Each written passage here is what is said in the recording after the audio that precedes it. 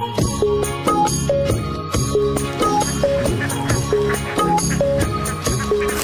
খামারি ভাই বোনেরা, আসসালামু আলাইকুম। আশা করি সবাই ভালো আছেন। দেশ ও দেশের বাহির থেকে যে যেখান থেকে আমাদের এই ভিডিওটি দেখছেন সবাইকে আন্তরিক অভিনন্দন এবং শুভেচ্ছা জানিয়ে আজকের এই ভিডিও শুরু করছি।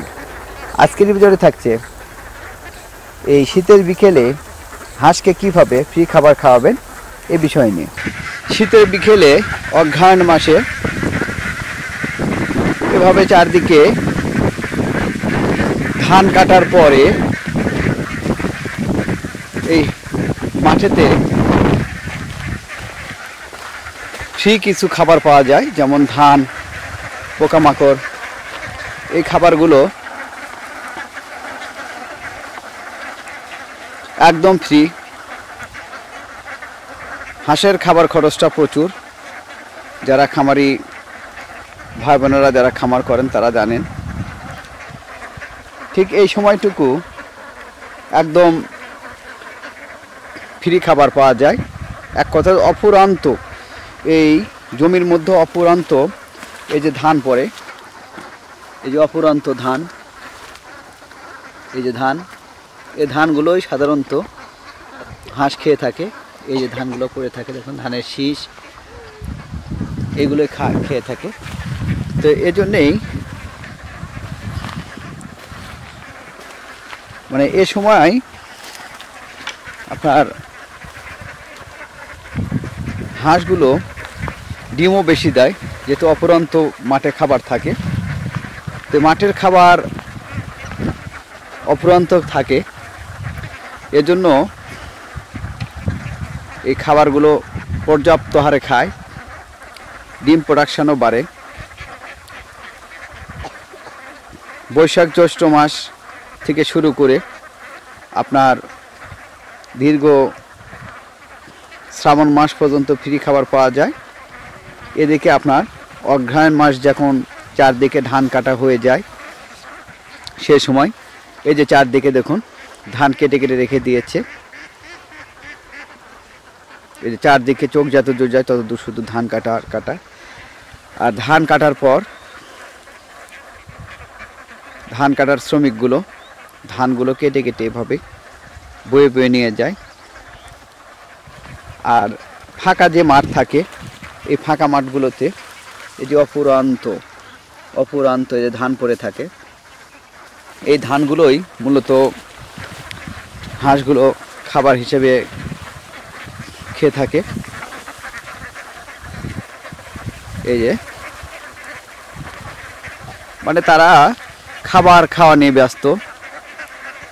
চারদিকে যেহেতু অফুরন্ত পর্যাপ্ত খাবার পড়ে আছে, পোকামাকড় এবং ধান, এই সময়টুকু এই যে চারদিকে ধান কাটার পর ধান কাটার শ্রমিকগুলো ধান কেটে কেটে নিয়ে আসছে। এই যে আর এদিকে ফাঁকা মাঠগুলোতে হাঁস খাওয়া দাওয়া নিয়ে ব্যস্ত।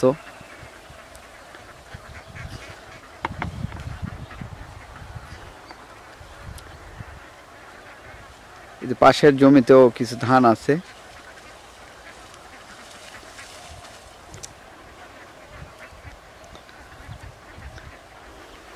এই ফ্রি খাবারগুলো খেয়ে একদম ফ্রিতে হাঁস ডিম দিয়ে থাকে।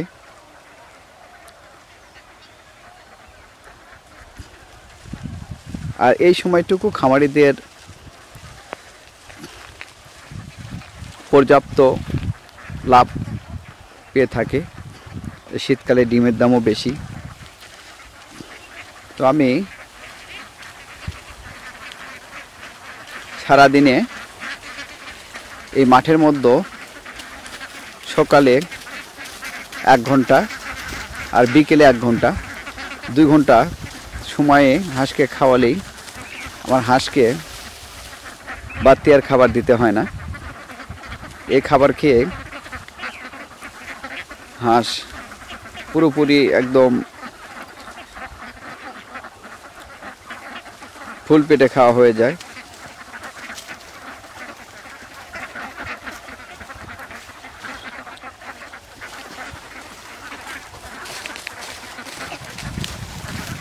এই মাঠের ফ্রি খাবারটা